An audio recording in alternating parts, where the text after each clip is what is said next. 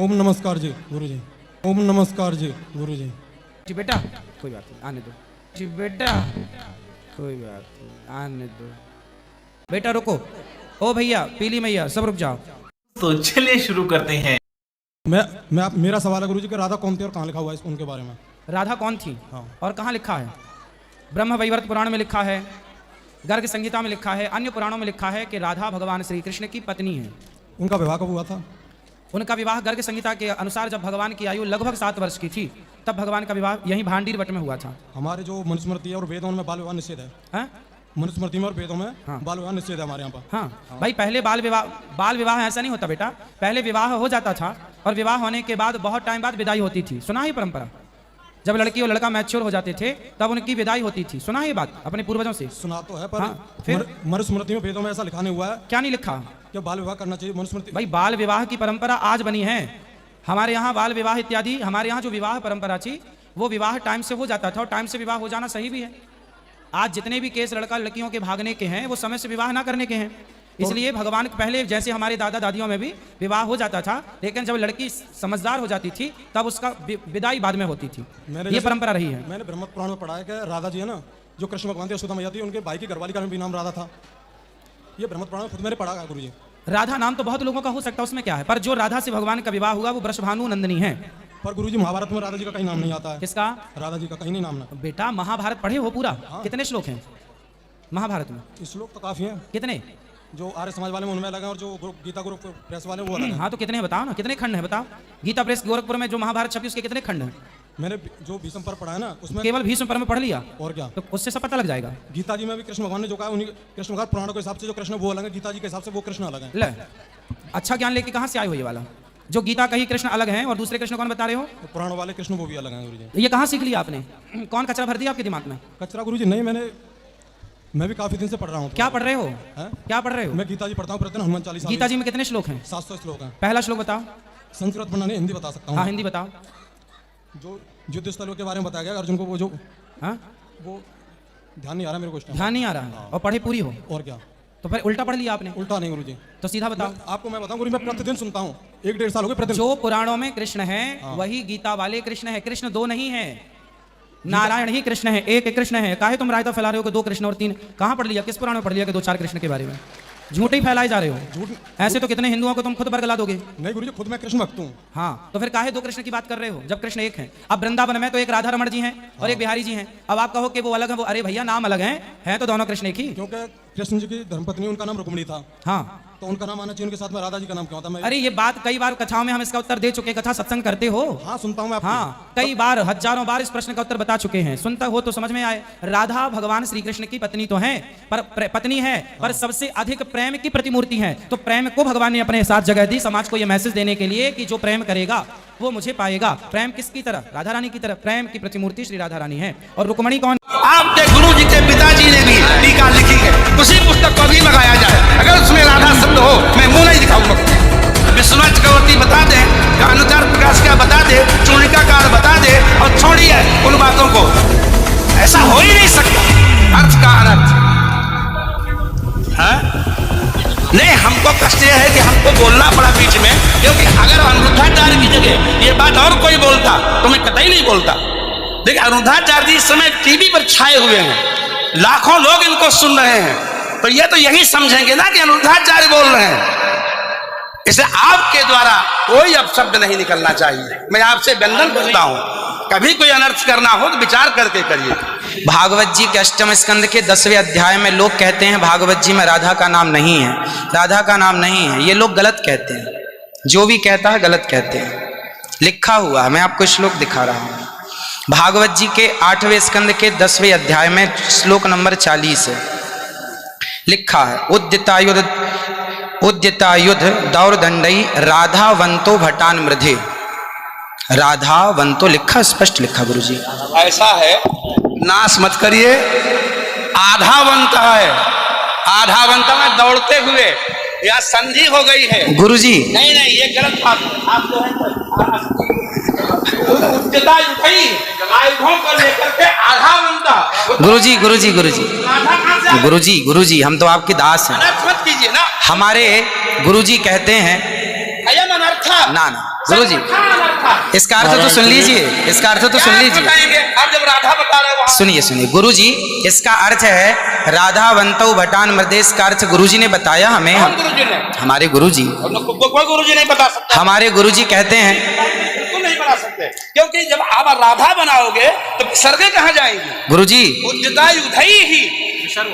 गुरु जी कहते हैं गुरु शब्द है। अब चलिए भागवत जी में दूसरा है बधू, बधू प्रयोग हुआ है, बधू प्रयोग हुआ है। तो बधू का प्रयोग ये है कि वहां श्री राधा रानी का ही स्मरण है। नहीं, लोग कहते हैं राधा नहीं है, तो राधा जी का जिक्र तो कई जगह है। राधा पदवाच्य बधू इसका अर्थ संकेत अर्थ हो या लक्ष्यार्थ हो और व्यंग्यार्थ हो, इन तीनों अभिजावृत्तियों के द्वारा राधा शब्द एक भी जगह भागवत में नहीं है। इसलिए जहां बधू शब्द है वहां भी अर्थ राधा है। जहां बधू है ऐसे पानी का अर्थ जल भी होता है। जहां राधा है, जहां बधू है वहां राधा है। ऐसे थोड़े होता है। जहां आप जैसे लोग देखिए, आप विश्व हैं। हमारे गुरुजी ने बताया, ये हमारी क्या ताकत की हम बताएं? शब्द ही अर्थानाम अभिव्यक्ति त्रिभिन्न भवति। इनकी बात सारा विश्व सुनता है। महाराज श्री बोले हमारी बात 20 आदमी सुनते हैं। महाराज जी सुनता है सारा विश्व, पूरे विश्व को सुनाते हैं। गुरुजी जो मेरे गुरुजी ने सिखाया वो मैं बोल रहा हूँ। सिखा ही नहीं सकते, आप अशुद्ध बोल रहे हैं। अभी श्री राधा और माधव जो राम नाम है, जो भागवत जी का अर्थ है। अब कोई पूछे कि राधा का अर्थ क्या है, तो राधा का अर्थ ही कृष्ण है, वो कृष्ण का अर्थ ही राधा है। तो राधा ही कृष्ण है और कृष्ण ही राधा है। कुल मिलाकर कहने का अर्थ ये है, गुरुजन ये कहते हैं कि प्रत्येक श्लोक कृष्ण है और प्रत्येक भागवत जी के 18,000 श्लोक, प्रत्येक श्लोक कृष्ण है और श्लोक का प्रत्येक अर्थ श्री राधा है। प्रत्येक श्लोक श्री कृष्ण है और श्लोक का प्रत्येक श्लोक का अर्थ श्री राधा है। तो ये सब भाव ही तो है, सब भाव है। भाव का भूखा हूं मैं, भाव ही एक सार है, और भाव से भजले मुझे तो भव से बेड़ा पार है। सभी विद्वानों के चरणों में दास का बारंबार नमन। और फिर जैसा भी उसके गुरुदेव ने अनुवाद किया था, अनुवाद भी सुना रहा है। अनुवाद सुनाना इसलिए शुरू कर दिया कि सामने एक भक्त बैठा है और दिखे है मुसलमान, लेकिन मेरी बातों से प्रभावित बहुत है, बड़ा ध्यान से सुन रहा है। अब धर्मदास जी ने गीता जी का 7वां अध्याय पूरा पढ़ दिया, क्योंकि इसमें सारे 30 श्लोक हैं और कुछ 8वें अध्याय के भी मोटे मोटे कुछ सुना दिए। जैसे 8वें अध्याय के 5वें और 7वें श्लोक में गीता ज्ञानदाता कहता है कि अर्जुन तो मेरी शरण में आ जा, मेरी भक्ति कर, मुझे ही प्राप्त होगा। इस तरह की उसने अपना सारी क्रिया जब कर ली, परमात्मा और निकट पहुंच गए और हाथ जोड़ के कहने लगे। अपने आप को एक दास बनाया भगवान ने, और सामने बैठा हो जैसे ये वैष्णव पंथ के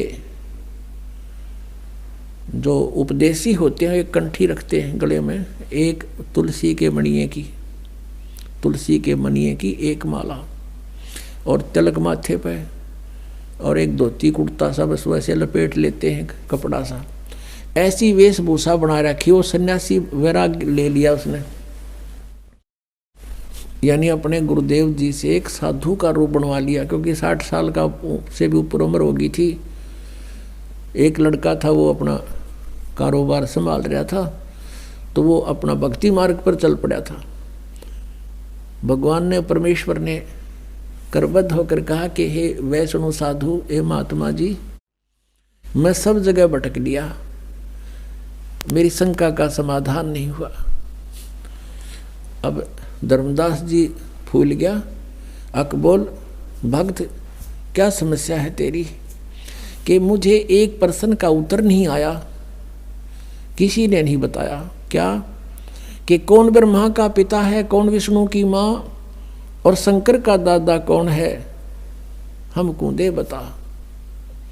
धर्मदास जी हंसे पहले तो कि वाह भाई वाह, आपको हमारे हिंदू सदग्रंथों का पता नहीं इसलिए आप ऐसा बोल रहे हैं। भक्त ये तो अजरो अमर हैं, इनके कोई माता पिता नहीं है, ये तो सर्वेश्वर हैं, ब्रह्मा विष्णु जी शिव जी, ये तो बड़े समर्थ शक्ति हैं, अजन्मा है, इनका कोई माता पिता। परमेश्वर ने कहा कि आप अपने सदग्रंथों से परिचित नहीं हैं महात्मा जी। श्री देवी भागवत में पढ़कर देखो, तीसरे स्कंद में, इनकी जन्म मृत्यु होती है, ये अविनाशी नहीं है। अब उस समय ये संस्कृत में थे सारे, तो वो उसने एक ब्राह्मण से पूछा कि ब्राह्मण इसमें कहीं लिखा है? तो ब्राह्मण ने कहा, पढ़कर सुना तीसरे स्कंद में। ब्राह्मण पढ़ता पढ़ता एकदम चुप हो गया, कहने लगा भाई लिखा था पर ये तो वैसे लिख दिया होगा। अब धर्मदास के वह बात खटकता गई, वे वैसे गीता इन कैसे पुराणों वैसे कैसे लिख दिया। फिर परमात्मा ने कहा कि बात सुनो, आप 7वें अध्याय को पढ़ रहे हो, 7वें अध्याय में इस गीता जी के पढ़ने से क्या लाभ होगा आपको? यदि मैं भी पढ़ने लगूं, आपका अनुयायी बनूं, तो इस गीता जी के नित पाठ से क्या लाभ होगा, ये बताओ मुझे।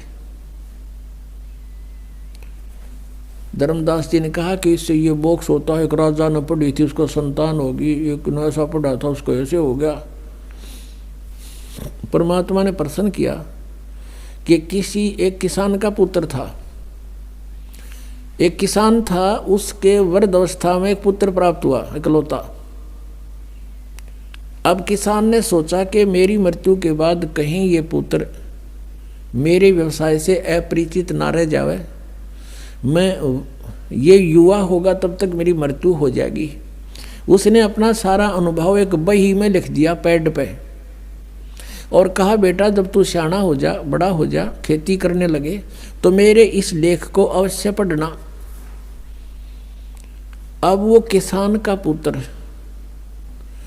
उसको पढ़ रहा अपने पिता की मृत्यु के उपरांत, उसके द्वारा दिए गए अनुभव के उस लेख को डेली पढ़ता है।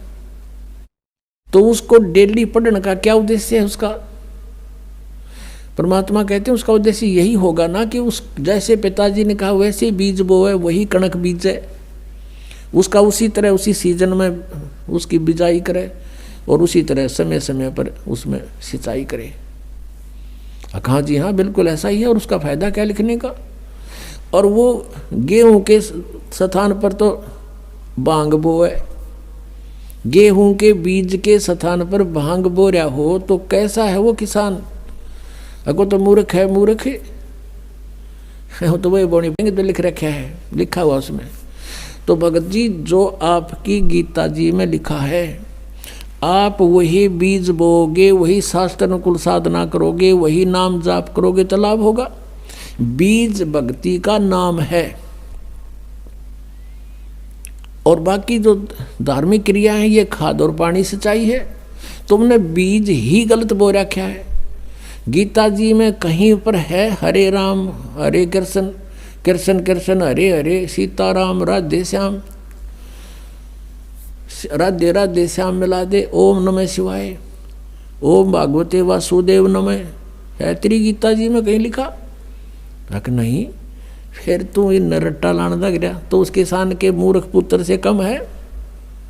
अरे जो गीता में लिखा वैसे ही करोगे तो लाभ होगा। इसमें एकादशी का व्रत लिखा कहीं?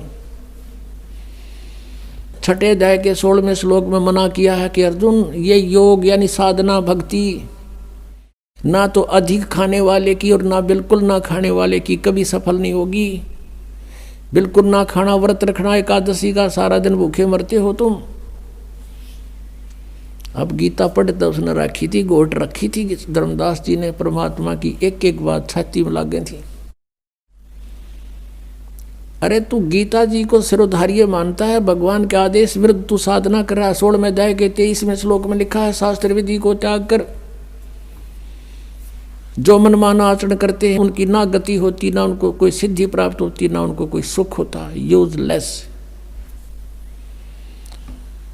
अब यो मन बड़ा शैतान है, यो जल्दी से हार नहीं मानता। अब सारी समझ रहा है, सुन रहा है और हृदय में जा रही है। अब क्या हुआ, क्योंकि काल को पता लग गया कि तेरा एक आदमी जाओगा, काल फंस गया ही तो इसके, वो अंदर से प्रेरणा कर दी कि तू, उसने मन में आई कि ये मुसलमान है और ये वैसे बकवास कर रहा है। सभी तो राम नाम ऐसा ही जप रहे हैं, सभी तो इन नामों का जाप करें पूरे हिंदू समाज में। तो उसने क्या कहा धर्मदास ने परमात्मा को कि जिंदा, तेरी बात मैंने बहुत कड़वी लगे और तू महात्मा है ना, मैं तेरे साथ लड़ पड़ता तो साधु वेश में है। आगे से ऐसी बात मत करना, हमारे भगवानों के, हमारे मंत्रों के बारे में फालतू मत बोलना। परमात्मा उसी समय जान गए, काल आ गया इसमें, अंतर ध्यान हो गए, भगवान वहां से अदृश्य हो गए। अब सामने आदमी बतलावे, अरे एकदम ओझल हो जाए तो कलजा पाट जा। और कुछ लाला जी था, सामने से भगवान एकदम अदृश्य हो गए।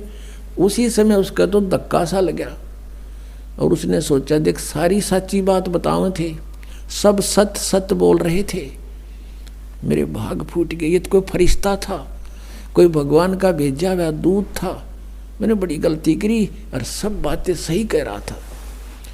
अब परमात्मा ने यहाँ भी बताया था कि जिस तालाब में तू नहा के आया है, इसमें पता नहीं कितने जीव मार दिए तने। अब धर्मदास को जो मालिक ने बताई थी, तू पूजा पढ़े गीता ने, और गीता जी के 8वें अध्याय के 13वें श्लोक में पढ़ ले कि ओम इति एकाक्षरम ब्रह्म विवरण माम अनुसमरण ये प्रयाति तजन देहम सयाति परमाम गतिम। मुझ ब्रह्म का केवल एक ओम अक्षर है, नथिंग एल्स। और जो इसका उच्चारण करके सिमरण करता हुआ शरीर छोड़कर जाता है, सयाति परमाम गतिम, वो परम गति को प्राप्त होता जो ओम से मिलने वाली परम गति है। और तुम जपो हरे राम हरे कृष्ण राधे श्याम सीताराम राधे राधे। कोई बात हुई। अब एक किसी ने प्रश्न किया कृष्ण के पुजारी था कि आपका इष्ट देव कौन है? स्वरूप तन्यों का राधे, और फिर ने हो गया श्री कृष्ण जी मेरा इष्ट है। अरे राधे होया कृष्ण जी तेरा इष्ट होया, कमाल की बात कर रहे हैं, बिना अकल की बात। अब राधे श्री कृष्ण जी की वो थी प्रेमिका, और कोई मित्र उससे पहले उसकी प्रेमिका का नाम लेता जूत तोड़े न बाजेगा उनका, यारी तोड़े टूट लेगी उनकी। यानी वो कृष्ण जी की पूजा कर राजदेव श्रद्धा कर रहे, थरा गजब हो, ये थारा सिर पैर है कोई। तो वो भी न्याय कह था, धर्मदास भी जो परमात्मा ने उसको यही सुनाया था, समझाया था, तो उसका सारी बात जचगी के सत्य है। अगर आप ये वीडियो YouTube पर देख रहे हैं तो हमारे चैनल को सब्सक्राइब करें और बेल आइकन को दबाना ना भूलें। अगर आप Facebook पर ये वीडियो देख रहे हैं तो हमारे पेज को लाइक करें।